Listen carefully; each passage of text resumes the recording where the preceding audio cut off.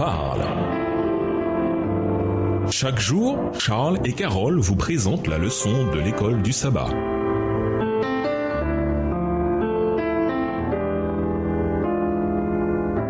Bienvenue dans votre émission. Dieu nous parle. Nous voilà à la leçon de mardi, le fondement de la prière biblique, croire. Lisons Marc 11, le verset 24. En plus de demander, quel autre aspect Jésus mentionne-t-il en lien avec la prière? Marc 11, verset 24. C'est pourquoi je vous dis, tout ce que vous demanderez en priant, croyez que vous l'avez reçu et vous le verrez s'accomplir. Demander simplement ne suffit pas. Il y a un autre aspect important qui doit être présent dans nos prières, la foi. Le livre d'Hébreux nous dit que sans la foi, il est impossible de lui, à Dieu, plaire. Hébreux 11, verset 6. Quand nous nous agenouillons devant Dieu et que nous ouvrons nos Bibles à n'importe laquelle des 3000 promesses qu'elle contient et que nous demandons à Dieu avec la simplicité d'un petit enfant d'accomplir sa promesse en notre nom, nous devons croire qu'il fera ce qui est mieux pour nous en son temps. Lisons Jacques 1, les versets 6 à 8.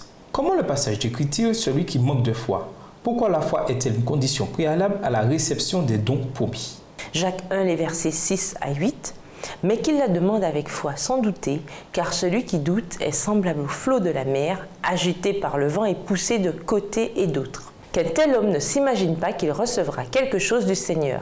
C'est un homme irrésolu, inconstant dans toutes ses voies. Si nous venons à Dieu, nous devons croire qu'il existe et qu'il récompense ceux qui le cherchent. La prière efficace doit être accompagnée d'une foi qui croit que non seulement Dieu peut répondre, mais qu'il le fera selon sa divine volonté. Dans la Bible, croire est lié à la confiance. Nous pouvons faire confiance à quelqu'un uniquement si nous savons que cette personne est digne de confiance. Quand nous avons des doutes quant à savoir si Dieu tiendra ses promesses, nous ne pouvons pas nous attendre à recevoir quoi que ce soit de sa part. Croire signifie prendre Dieu au mot. Cela signifie que nous dépendons de Dieu et de ses promesses, même quand nos sentiments nous disent le contraire.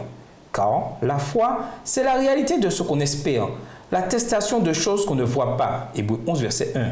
La foi s'accroche aux promesses de Dieu, car nous avons confiance en ce qu'il a dit. Hébreux 11, verset 11. La foi sait qu'il est impossible que Dieu nous mente. Hébreux 6, verset 18. Dieu est le même hier, aujourd'hui et à jamais. Hébreux 13, verset 8. La foi sait que pour Dieu, rien n'est impossible. Luc 1, verset 37. Par l'intermédiaire du Saint-Esprit, Dieu agit dans les cœurs d'hommes et de femmes et les pousse à faire confiance à la parole de Dieu. Par la foi, nos prières actionnent le bras omnipotent. Qu'est-ce qui vous aide à grandir dans la foi?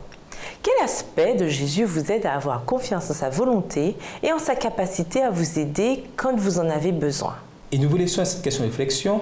Outre le pardon, quels autres aspects de la nature humaine peuvent faire obstacle à nos prières? Au revoir. Et à demain si Dieu veut.